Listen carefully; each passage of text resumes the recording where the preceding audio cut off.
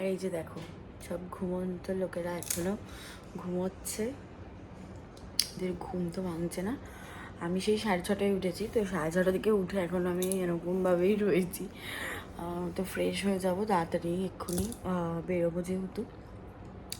তো আজকে আমরা দীঘাতেই যাচ্ছি। তো কালকে রাতে আমরা প্ল্যান করলাম দীঘায় যাব, তো আমরা সবাই মিলে দীঘা যাচ্ছি আজকে দীঘাতে কী করি সেটাও দেখাবো ওখানে। তো আগের ভিডিওগুলোতে তোমরা দেখেছো যে কিভাবে আমরা মন্দারমণিতে কাটালাম। তো এই দেখো মন্দারমণির লাস্ট ডে, সকাল একদম মোহরের মামা মোহরকে ঘুম থেকে তুলছে, আর সেই ঘুম থেকে তোলার কাহিনীটা শুধু দেখো। ওকে যত কোলে করে তুলে নিচ্ছে ও তত গিয়ে গিয়ে শুয়ে পড়ছে। এই হচ্ছে ওদের দুজনের ইয়ে।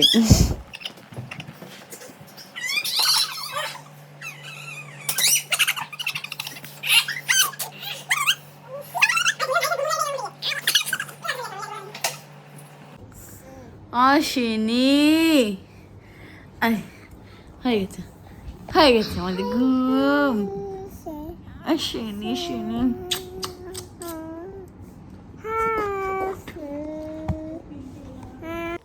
তো দুই বোনেরই ঘুম থেকে ওঠা তো দেখলে, মানে ওরা দুজনে আমি করে। আর পুচকেটা তো জম্মে ল্যাদ খায়, সারাদিন ল্যাদ খায় ঘুম থেকে ওঠার পরে। তো আমরা তো রেডি হয়ে গেছি, বাট দেখো কি বৃষ্টি। যাই হোক, আমাদের যেহেতু কমপ্লিমেন্টারি ব্রেকফাস্ট ছিল, তো হোটেল থেকেই আমরা ব্রেকফাস্টে করে নিয়েছি। আর এই দেখো বৃষ্টি মাথায় নিয়ে বসে আছি। তারপর ফাইনালি একটু বৃষ্টি কমলে হোটেল থেকেই আমাদের অটো বলে দিয়েছিল, তো তারপরে তো আমরা অটোতে উঠে গেছি। তো চলো সবাই একসাথে দীঘা যাই। আর আমি কিন্তু আগে কখনো দীঘা যাইনি, এই প্রথম দীঘা যাচ্ছি, তাও তোমাদেরকে সঙ্গে নিয়ে। আর আমাদের পুচকেটার এনার্জি দেখেছো তো। তো যাই হোক, বাই বাই মন্দারমণি, চলো দীঘায় যাই।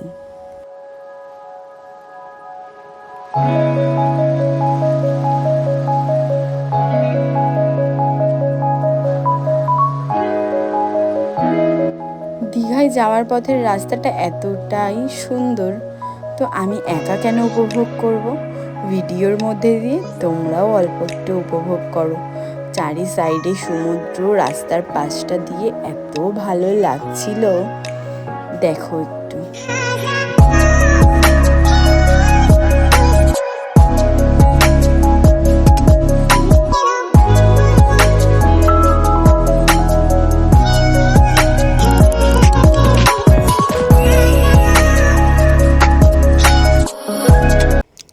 আর দীঘায় যাওয়ার আগে কিন্তু কোনো রকম প্ল্যানিং ছিল না যেহেতু, তো হোটেল কিন্তু আমরা বুক করিনি। তারপরে সাথে ওই রাত্রেবেলায় অনলাইন সার্চ করে হোটেল দেখেছি, আর সাথে ওই দিন গিয়েই বুকিংটা করেছি আর কি।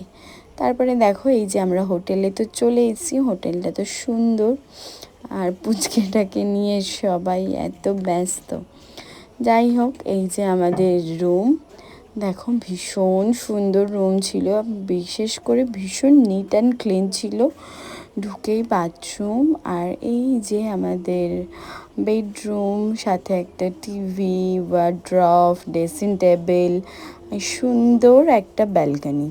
বাট ব্যালকনি থেকে যদি একটু সি ভিউ পাওয়া যেত খুব ভালোই হতো, বাট সেটা হয়নি আর কি। আর দীঘায় একদিনের জন্য ছিলাম, বাট একদিনেই অনেক অ্যাক্টিভিটি করেছি, তো একটা ভিডিওতে সম্ভব হবে না, দুটো ভিডিওতে দেখাবো। তারপরে হোটেলটা একটু ঘুরে দেখতে গেলাম, ওদের ছিল রুফটপে সুইমিং পুল। তো তারপরে আমি আর তোমাদের দাদা একটুখানি দুজনে মিলে বেরিয়ে গেলাম যে চলো একটু হেঁটে গিয়ে সমুদ্রটা দেখে আসি দীঘার। তারপরে এই যে দেখো নিউ দীঘার বিচে চলে এসেছি।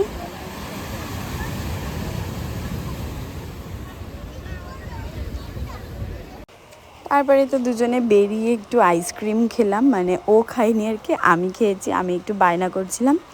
আর সমুদ্রের হাওয়াতে শুধু চুলের অবস্থা দেখো। তারপর ফিরে এসে চলে গেলাম সবাই মিলে লাঞ্চ করতে আমাদের হোটেলের রেস্টুরেন্টে। তো ওই দিনকারেও খুব বাঙালিয়ানায় লাঞ্চ হয়েছে, ভাত, চিকেন, ডাল, ঝুরি আলু ভাজা, পমফ্রেট, ফিশ ফ্রাই, তো এরকম অনেক কিছু দিয়েই আর কি লাঞ্চটা কমপ্লিট করলাম সবাই মিলে। তারপরে তো চলে গেলাম, দেখো ডাল আর আলু ভাজা, এটা কার কার ফেভারিট বলো, কিন্তু আমার তো ভীষণ ফেভারিট। হ্যাঁ, তো লাঞ্চের পরে আমি একটু লিপস্টিক পরে তো বেরোচ্ছি। আমি তোমাদের দাদা আর কি আর মোহর তিনজন যাব হচ্ছে উদয়পুর। আর দিদি আর দাদা পুচকেটাকে নিয়ে রুমে একটু রেস্ট নেবে। তো আমি লিপস্টিক পরেছি আর সে পরতে পারেনি, সে ওপরে যায়নি, তাই আমার ঠোঁটটাকে নিয়ে লিপস্টিক পরছে। আর হাসছিলাম, আমি বলছি বাবা লিপস্টিক না পরে এত ইনসিকিওর, মানে লিটারেলি আমার ঠোঁট থেকে নিয়ে নিয়ে ও একটু পিঙ্ক বানিয়ে নিয়েছে ওর ঠোঁটটাকে। আমরা উদয়পুর বিচ। তো দীঘায় যেহেতু আমি ফার্স্ট টাইম, সো উদয়পুর বিচটাও আমার কাছে ফার্স্ট টাইম। বাট আমার কাছে তো মন্দারমণি বেস্ট লেগেছে, ভীষণ পিসফুল। অ্যাকচুয়ালি আমি সমুদ্র বলতে যেটাকে ভাবি আর কি, ইমাজিনেশন করি, সেটাই আর কি মন্দারমণি। তো যাই হোক, সব কিছুই ভালো লাগে আর কি, বিভিন্ন রকমের এক্সপিরিয়েন্স হয়। তো এই যে গেলাম, প্রথমে ওর মামা ওকে নামিয়ে দিয়েছে, তারপরে আমার হাত ধরে নামাচ্ছিল। ওই জায়গাটা বেশ ঢাল ছিল আর কি, ওই যেখানে জলে পা ভিজিয়ে বসে সবাই খায়, এখানটায় যাওয়ার জন্য আমার একটু ইন্টারেস্ট ছিল, যেহেতু সবসময় ফোনে দেখতাম। তো ফাইনালি চলে গেছি। তো দেখো এই যে পা ভিজিয়ে বসে আছি জলে।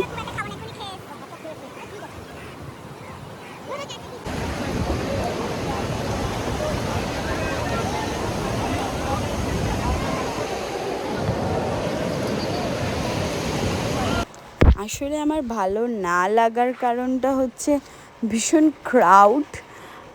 আমার কাছে সমুদ্র মানে একটু ওই ফাঁকা ফাঁকা জিনিসটাই ভাল লাগে, একটু শান্তি, একটু পিসফুলি সমুদ্রের দিকে তাকিয়ে বসে থাকলাম।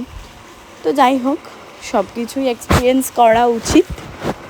এই যে আমরা কাঁকড়া ভাজা খেয়েছিলাম আর পমফ্রেট ফ্রাই। তো এই যে পমফ্রেট ফ্রাই আর কাঁকড়া ভাজা ওইখান থেকে নিয়েই খেয়েছিলাম আমরা। ফিলিং কেমন মোহর? ওরে বাবা, যুদ্ধ করছে। কাঁকড়া খাওয়া শেষ আমাদের।